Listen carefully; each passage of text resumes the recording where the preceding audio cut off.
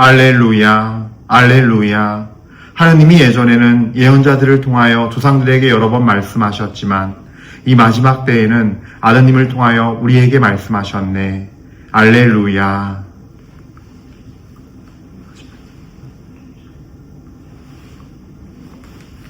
주님께서 여러분과 함께 또한 사제의 영과 함께 루카가 전한 거룩한 복음입니다. 주님 영광 받으소서.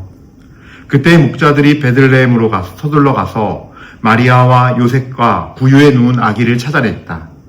목자들은 아기를 보고 나서 그 아기에 관하여 들은 말을 알려주었다. 그것을 들은 이들은 모두 목자들이 자기들에게 전한 말에 놀라워하였다. 그러나 마리아는 이 모든 일을 마음속에 간직하고 곰곰이 되새겼다. 목자들은 천사가 자기들에게 말한 대로 듣고 본 모든 것에 대하여 하나님을 찬양하고 찬미하며 돌아갔다. 여드레가 차서 아기에게 할례를 베풀게 되자 그 이름을 예수라고 하였다. 그것은 아기가 잉태되기 전 천사가 일러준 이름이었다. 주님의 말씀입니다. 그리스도님 찬미합니다.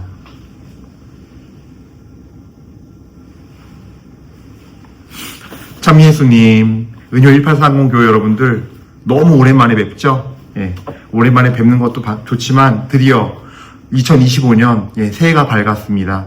여러분 모두 주님의 은혜를 충만히 받는 한 해, 주님의 평화와 그런 어떤 주님의 또 뜻을 따라가면서 거기서 얻어지는 그 크신 영적인 온갖 은총으로 풍부해지시는 한 해, 또 어려움이 있더라도 주님께 희망을 두면서 끝까지 주님을 의지하면서 나갈 수 있는 그런 한 해가 되기를, 그렇게 해서 온갖 영적인 복으로 더욱 충만한 새해 복 많이 받으시기를 인사드립니다. 새해 복 많이 받으세요. 예. 오늘 이제 2025년 천주의 모친 성모 마리아 대축일을 이제 이렇게 보내게 됩니다. 오늘 복음 말씀은 계속 이 성탄식에 듣는 루카복음, 예수님이 태어나신 이야기를 함께 듣고 있는데요. 그래요. 오늘 이 복음 안에서 같이 우리 또 주님의 뜻이 우리에게 알려주고자 하는 어떤 그 정말 영적인 모든 신비들, 영적인 보화들을 함께 캐면서 우리가 더 하루하루를 살아가는데 필요한 은혜를 얻을 수 있도록 했으면 좋겠고요. 또 그렇게 주실 주님께 미리 우리 감사와 찬미 경배 드립시다. 주님의 이름을 찬미 드리면서 시작합니다. 그래요. 오늘 이 복음에서요, 저는 특별히 목자 성모님에 관한 이야기를 함께 나눌까 해요. 예. 이 목자들은요, 성경에 보면은 밤새 이렇게 정말 그 풀밭에서 양떼를 지키고 있다가 거기서 천사들을 만나게 되고 천사들이 알려주어서, 오늘 이 기쁜 소식을 알려주어서 어디로 가면 너네가 이 새로 태어나신 왕이신 예수님을 만날 수 있을 것이다. 그래서 그 말을 듣고 서둘러 가서 마리아와 요셉이 있는 그 구유로 찾아가게 돼요. 그 구유에 있는 아기를 만나게 돼요. 근데 이 목자는요, 잘 보면은 뭔가 대비되는 요소가 있어요. 그러니까 목자들은 이 밤에도, 늦은 밤에도 그냥 세상에 떨어져 나와서 어찌 보면 외로이 정말 하늘의 별을 보면서 풀밭에서, 그 광야의 풀밭에서, 초원에서 양들과 함께 있었어요. 즉 하느님이, 어찌 보면 하느님이 처음 만드신 세상의 모습, 그 질서 안에 있는 상징이기도 해요. 예. 그리고 이 초원에 있고 어두운 밤에 별빛을 보면서 거기서 고요히 홀로 있으면서 양들을 지키고 있으면서 있는 그 모습 자체가 바로 이 세상을 살지만 이 세상 안에서 지녀야 되는, 지니고 있는 우리 마음이 영적인 영혼의 상태를 의미하는 어떤 영적 상징이기도 해요. 예. 그래서 쉽게 얘기해서 세상을 우리가 살아가지만 우리의 영혼의 마음의 자세는 바로 이 목동들의 상태와 같아야 함을 알려주고 있는 어떤 표징이라는 거예요. 큰 어떤 하나의 그 주님의 메시지가 담긴 말씀이라는 거죠. 아우구스투스 황제가 로마 칙령을 내어서 호구조사를 합니다. 그러니까 인원을 이제 잘 가려내서 잘 가려내서 몇 명인지 알고 세금을 걷기 위해서 하는 거죠, 호구조사는. 근데 세상은 그렇게 들썩이고 난리가 나 있어요. 그래서 막 자기 본향을 찾아 오게 되고 영화는 사람들이 그득그득하고 세상 이야기를 나누면서 또 거기서 서로 즐겁게 기쁘게 얘기하고 그냥 사람들과 사람들 사이에서 이런 인간들이 살아가는 모습이 그냥 세상사 안에 있는 것이라면 여기에는 헤로데도 포함이 돼요. 그래서 이 세상사 안에는 내가 세상을 행복하게 살아가는 어떤 세상적인 방법들, 세상에 의지하는 것들이 다 포함된 걸 상징해요. 하지만 이 목자들이 있는 세상은 그런 인간사와 인간적인 방법과 어떤 이들은 권력의 헤로데 같은 왕궁에 사는 사람들, 권력과 명예와 부를 쫓아 사는 사람들, 어떤 사람은 사람들 사이에 있으면서 거기서 인정받고 위로받고 사랑받고 싶은 욕구들, 그런 등등 이런 것들이 그냥 보통 사람들이 하느님 없이 또는 그냥 하느님보다 더 근본적으로 붙잡고 있으면서 살아가는 인간들의 모습이라면, 그래서 사람 중심적인 생각, 사람이 더 중심이 되고 인간적인 것들이 더 중심이 되는 이 세상의 모습과 구분되어서 있는 어떤 영혼의 상태로 있는 존재들이 바로 목자들이라는 거죠. 목자는 그의 상징이에요. 영적인 그의 어떤 메시지가 담긴 하나의 큰 상징이에요. 그래서 하나님의 그 영혼 상태가 하나님의 질서와 하나님의 뜻에 따라서 밤에 어둡지만 별빛을 보고 그 고요함 속에서 하나님의 질서 안에서 고요함 안에서 그러나 그 안에서 풍성함과 온갖 은혜를 누리면서 사는 존재들인 거죠. 이게 좀 구분이 되죠. 그러니까 저는 그런 의미로서 목자를 묵상하게 되고 바라보게 돼요. 그리고 그런 사람들은 세상에 살지만 영적 상태는 그들의 영혼의 모습들은 세상과 구별되어 있는 깨끗하게 성별되어 있는 존재들인 거예요. 즉 하나님의 거룩함 안에 그분의 거룩하신 현존과 함께 세상을 살아가는 사람들. 그래서 세상의 모습은 오늘 베들레헴에 사람들이 막 모여있고, 황제가 뭘 했네, 어쨌네, 저쨌네, 헤로데는 눈에 불을 켜고, 지금 누가 태어났다고 하는데, 저 동방박사들은 왜 와서 나한테 저런 얘기를 하지? 저들의 말대로라면은 내 권력을 가져가려는 자가 있는 건데 하면서 살아가는 이 세상의 그냥 온갖 모습들. 그와 구분되어 있는, 그래서 정말 다른 세상을 살고 있고 하나님의 나라가 임해서 살고 있는 자들의 상징이 바로 목자들인 겁니다. 이 목자들은 아까 얘기한 대로 구별되어서 깨끗한 삶, 하나님의 사랑의 질서에 놓여있는 삶을 사는 이들이에요. 그래서 임하게 된 은혜가 바로 이 목자들이 예수님을 경배할 수 있는 은혜가 임하게 돼요.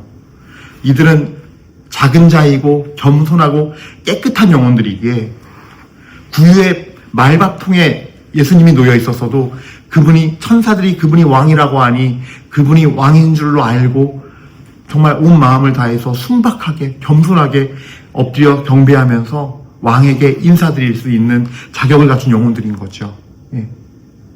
그래서 마태복음 5장 8절에 참된 행복을 얘기하면서 이런 말씀이 있죠. 행복하여라 마음이 깨끗한 사람들, 그들은 하느님을 뵙게 될 것이다.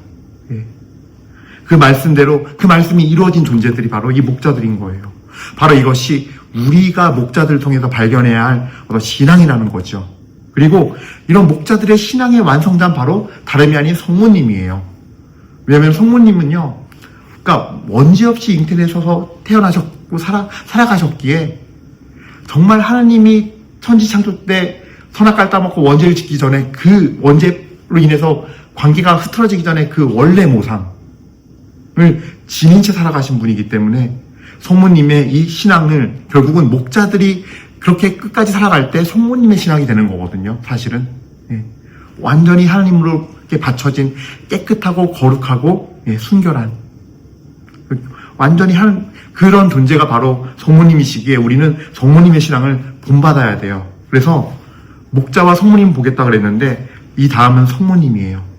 오늘 성모님은요, 이 목자들을 만나서 전해준 말들에 깜짝 놀라면서도 또 동시에 이 모든 일을 마음속에 간직하고 곰곰이 되새겼다라고 전하고 있어요. 오늘 복음에서 2장 19절 말씀이죠. 그러나 마리아는 이 모든 일을 마음속에 간직하고 곰곰이 되새겼다. 이 곰곰이 되새겼다가 굉장히 중요해요. 우리가 신앙생활 안에서 주님을 정말 따르려면요, 주님의 인도하심이 있는데 성모님은 자신의 신앙을 곰곰이 되새기면서 자신에게 벌어졌던 일을 재해석하고 신앙이 무엇인지에 대한 답을 그 안에서 찾아가요. 자신이 겪었던 가브리엘 천사와의 만남, 그 천사의 메시지를 통해서 또 오늘 이 목자들이 와서 누군지도 모르는 목자들이 이 외딴 곳에 와서 지금 우리는 있을 데가 없어서 그냥 헛된 알지 못할 이 베들레헴이나 동네 어디 눈에 띄지 않는 그냥 어두컴컴한 헛간 그냥 정말 다 쓰러져가는 그런 마구간에서 있는데 와서 목동들이 경배를 해요. 목자들이. 예. 그걸 보면서 주님께서 하신 이 목자들이 또 전해주는 말을 통해서 가브리엘 천사가 나에게 하셨던 그 이야기들, 그 메시지들 이런 것들을 다 돌이키면서 되짚어 보면서 하나님께서 확증해 주심을 체험하는 순간이죠. 예.